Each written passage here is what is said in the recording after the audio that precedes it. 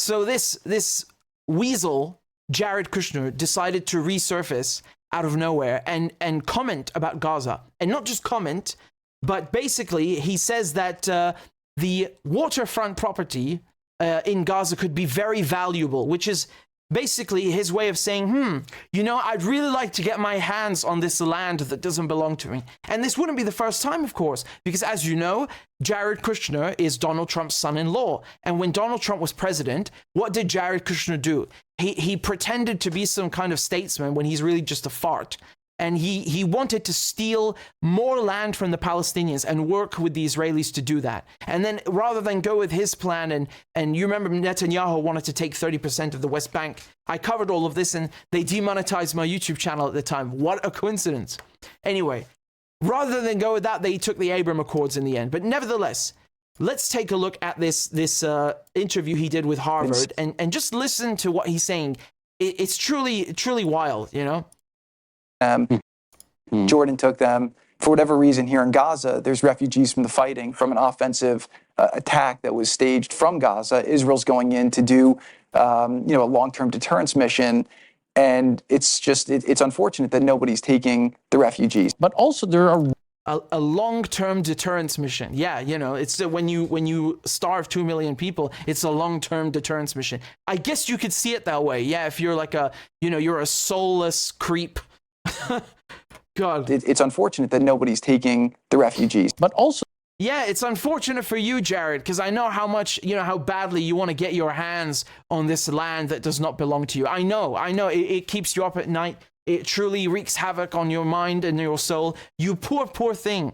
When he says take the refugees, let me be very clear. People in Gaza are literally already refugees from the last time the Israelis stole their homes.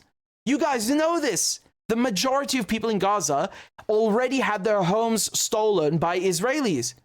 And now everyone wants them to kick them out again. I mean, the nerve of these people. So there are real fears on the part of Arabs, and I'm sure you talk to a lot of them, who think once Gazans leave Gaza, Netanyahu's never going to let them back in. Maybe, but I'm not sure there's much left of Gaza at this point. So, if you think about even the construct, like, Gaza. Oh, okay. Yeah, I see how this works. So, you know what, Jared? I'm going to drone strike your house, and then, I'm just going to say, well, there's not much to go back to anyway. So how about you give me your land, yeah? I'll take the lease right now. Thank you very much. I mean, I swear to God, if I just read to you a transcript of what he just said, these exact same words, but I changed Gaza to, I don't know, London or Warsaw or Paris, you would think I'm quoting some Nazi SS officer. That's what he sounds like. At this point. So, if you think about even the construct, like, Gaza was not really a historical precedent, right? It was the result of a war, right? You had tribes that were in different places, but then Gaza became... What are you talking about? Which war? What war? Are you talking about what I said when, Israelis stole their homes and they had to go there? Yeah. But then he says tribes. What tribes? What century are you talking about? Who cares about the history? There are people living there. You cannot just murder them and take them out. Why do Israelis keep talking about 3,000? I don't care about that. It's unbelievable. Became a thing. Egypt, used to run it. And then, over time, you had different governments that came in different ways. So you have another war, usually when wars happen, borders are changed historically over time. And yeah, you know what? I agree with you for once. You're right. When wars happen, borders change. So give back Palestine now. Yalla, uam. So my sense is I would say, how do we deal with the terror threat that is there so that it cannot be a threat to Israel or to Egypt, right? I think that both sides are spending a fortune on military. I think neither side really wants to have, a terrorist organization enclaved right between them. And Gaza's waterfront property, it could be very valuable to, if people would focus on kind of building up, livelihoods. You think about all the money that's gone into this tunnel network and into all the munitions. If that would have gone into education or innovation, what could have been done? And so I think that.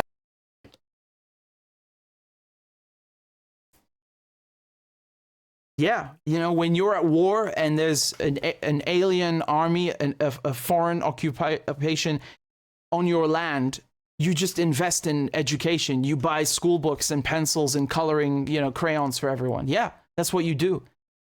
Who wants to liberate their country from a foreign invader? Just let's all buy school books. That's what you do. That it's a little bit of an unfortunate situation there, but I think from Israel's perspective, I would do my best to move the people out and then clean it up. But I don't think that Israel. I would move the people out and clean it up.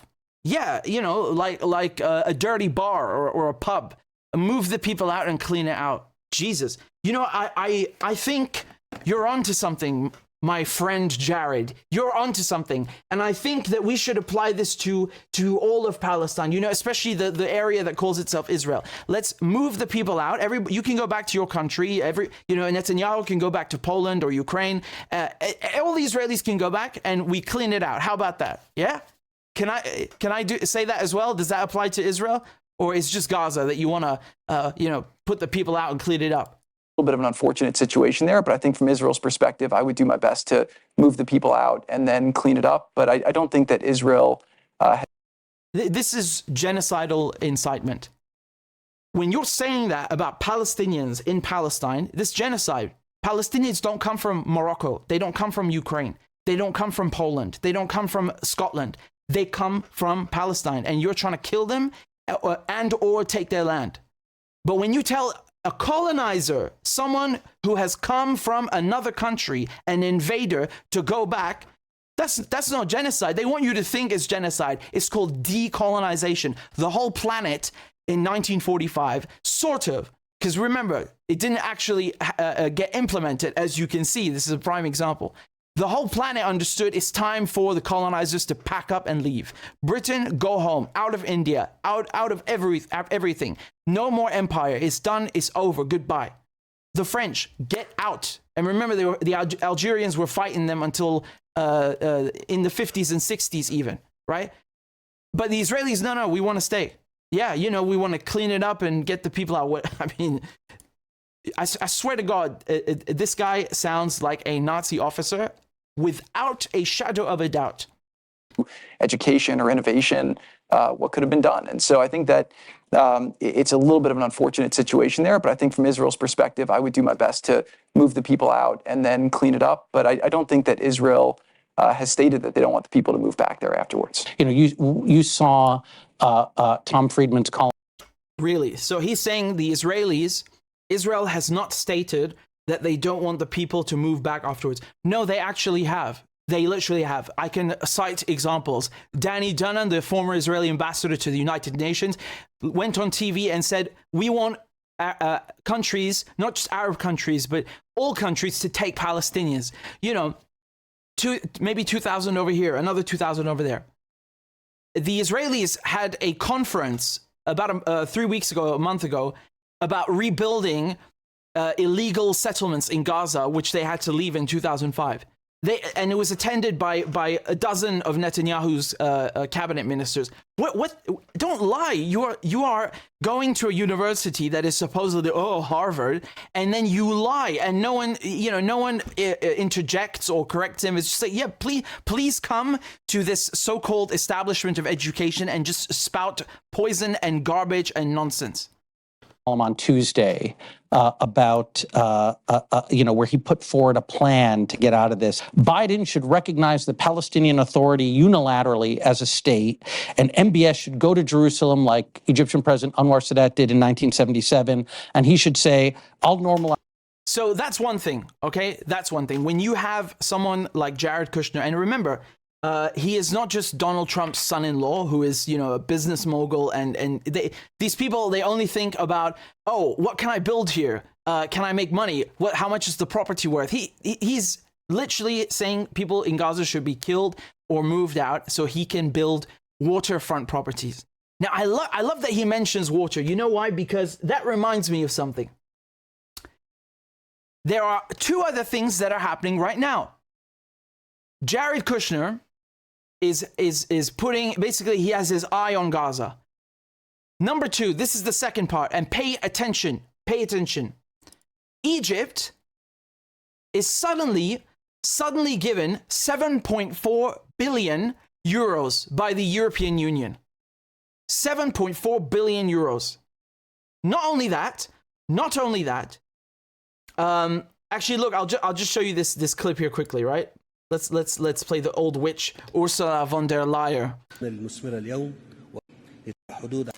Warm welcome and your hospitality. I'm very glad to be back in Cairo. The partnership between the European Union and Egypt is of critical importance. The presence of 6 European leaders today shows how deeply we value our relationship. We share strategic interests in stability and prosperity. And given your political and economic weight, as well as your strategic location in a very troubled neighborhood, the importance of our relations will Your strategic location in a very troubled neighborhood. Don't you just love the way she speaks? A total witch, an absolute witch. So 7.4 billion from the EU, the International Monetary Fund. Whenever you hear of the IMF, you should run. The IMF just gave Egypt earlier this month, $8 billion. And last month, the United Arab Emirates, the UAE, said they'll invest 32 billion euros in Egypt's economy. Now, look, on the one hand, it's absolutely true. It's correct that Egypt's economy is in the gutter. People are struggling. This is without question, this is true. So, obviously, the idea, if you take it at face value, makes sense. Like, oh, Egypt's economy is troubled, let's give them some money. Fine. But that's not why they're giving Egypt the money. They're giving Egypt the money to buy his silence. Because they're going to invade Rafah in Gaza. Remember, it's right on the border with Egypt. And they want Sisi to take the Palestinians, like Jared Kushner is saying. We know for a fact that the Israeli government, the Ministry of Intelligence, they had a document that was leaked, and I showed it to you, and I published it, and I commented on it, and I put it in the documentary, where they were saying that they should take all of the Palestinians in Gaza, dump them in the desert in Egypt, and pay Egypt. How? By wiping Egypt's national debt, or, for example, in this format, right? So he didn't say yes at the time, Sisi. He talked as if like he wasn't in favor of the idea, but he took the money right now. Didn't he just take the money? Aren't the Israelis about to invade Rafah, where the majority of Gaza's population have been pushed to the border? Let me be very clear. This is not like some idea. It's literally happening. 1.5 million people in Gaza have been shoved all the way to the bottom of Gaza, and they are in Rafah, and the Israelis are about to invade it. And they're paying Sisi to either look the other way and or take in a bunch of Palestinians so that Jared Kushner can come and, start his development projects. But it's not just about waterfront property. We know, I showed you that the Israelis and the Americans are building a pier. They claim it's to give Gaza food. Now, I've been sitting here for 2 hours with you, and I told you in detail how there are 1,200 trucks just waiting to go into Gaza. They could easily go into Gaza this minute, but the Israelis won't let them. The Americans won't let them. And instead, they're coming up with some bullshit plan, like they're going to come with a boat. The boat can't carry enough food to feed the people the way that the system worked with the trucks. What on earth are you doing? This is like instead of mailing you a letter, I ask a pigeon that has never been trained to just, find their way and give it to you. What on earth is this rubbish? You really think that the Israelis and the Americans, who are literally murdering Palestinians, care about feeding those people that they're killing? Why would you feed someone that you're murdering? You're starving them. You don't care about feeding them. This construction site needs 2 months until they can serve a single meal. And even then, it's rubbish. So what's happening right now, all three things. You have Jared Kushner, who's one of many people, coming out and saying, you know what? Gaza looks very tasty right now. I'd love to have that on the menu. You got the EU, the IMF, and the UAE buying out Sisi again. Buying his silence, buying his cooperation for this genocide.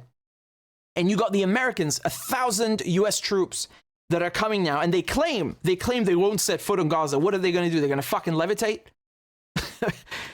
1,000 US troops, the Israeli army, and a company owned by a former CIA officer that are building a so-called pier in Gaza to feed people.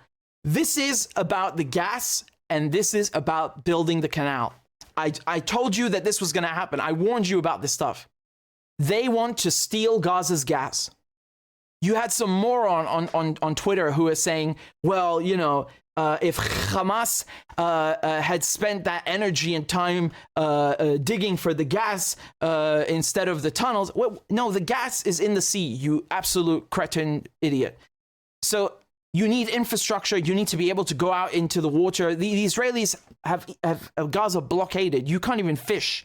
There is no fishing, zero fishing right now in Gaza. And even before October 7th, it was overfished and horrible. And there's basically a radius that the Israelis maintain so you can't do anything. So now they're installing the infrastructure. They're establishing a foothold in Gaza in broad daylight, declaring their intentions, showing that this is all coming. It's basically manifesting, and I want to show you again from my documentary. If you haven't watched it, you have to go and watch it. It's on YouTube. You can just see it afterwards. It's called The Hidden Reasons Behind the War on Gaza. It's 3 parts. Okay, they're all on YouTube right now. So let me just show you. Let me play to you this part that I said about the EU. Okay, about how. Just listen. And then the United States, the guys who orchestrated the whole deal, go back on their word and they rip it up just like that and reimpose sanctions on Iran. So now Iran is barred from selling its oil and gas to Europe and others. So Russia and Iran, the 2 countries with the largest gas reserves, are out of the picture. Then Israel, all of a sudden, proposed themselves as a solution to the European Union's gas shortages. Take our trilateral energy, for example, that we closed in June with Egypt and Israel. It has played an important role in our strategy to get rid of the Russian fossil fuels. How convenient. Exactly. How convenient. How utterly convenient. It's all coming together, unfortunately, at the expense, at the demise of the Palestinians in Gaza. Shame on, I want to say shame on all of us on the world, but it's really the Israelis who should be ashamed. I mean, we do not share that shame, but it really breaks my heart.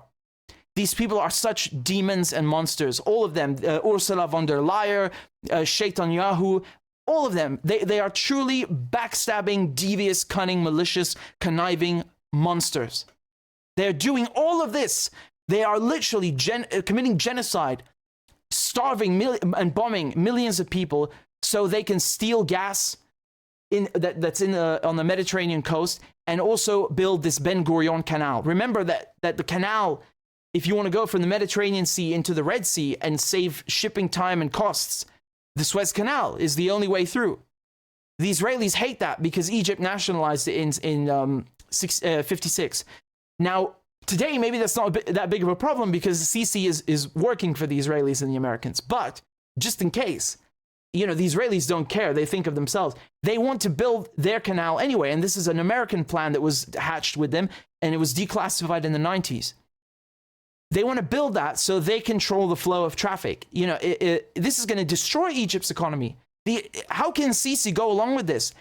When the Suez Canal is no longer the only option, and the Israeli one might have 2 lanes of traffic and all the amenities of modern technology just by virtue of being built in 2024, for example. It's going to destroy Egypt's economy. All this money they're giving him it's not going to save Egyptians. He is betraying his own people. He is betraying the Palestinians and betraying the Arabs. I mean, it's really, really scandalous. Nasser is rolling in his grave. He is doing 360s in his grave at the sight of this monstrosity. It's all coming together. It's all coming together, unfortunately. And in part 1, I spoke about the gas, how you have this giant gas field here. Look at that. What's that? Oh, it's Gaza. Huh, what's that? Oh, it's Lebanon. Oh, it's Syria. And what happened? What did the Israelis do? They destroyed, they made sure that no one else, there's no infrastructure in Syria because Syria is being bombed by Israel. They plagued it with Al-Qaeda. They helped to destroy it. They bombed the Latakia port. The Beirut port mysteriously explodes. And then Gaza, of course, they can't even fish, let alone explore gas. And what is the only working port left? Oh, it's Haifa. How convenient. Wow.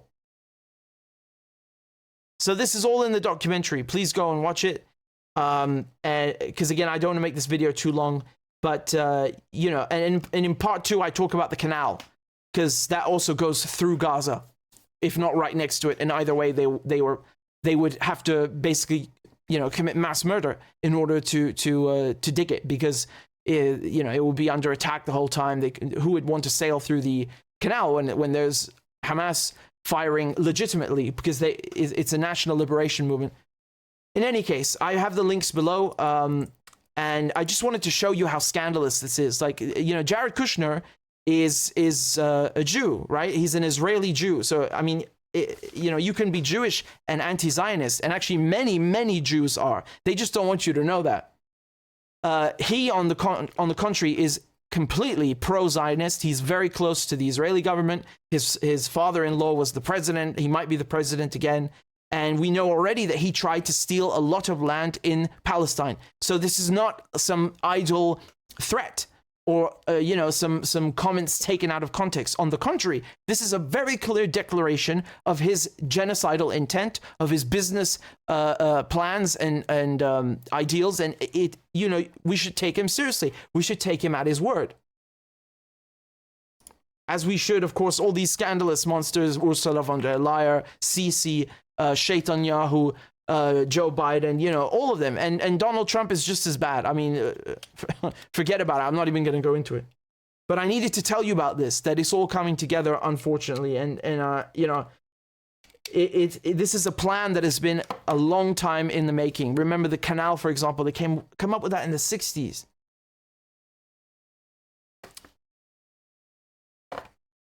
Go watch the documentaries, part 1, part 2, part 3. Again, it's called The Hidden Reasons Behind the War on Gaza. And you can see it in the description, and in the comment, you'll find part 2 and part 3. The links are there.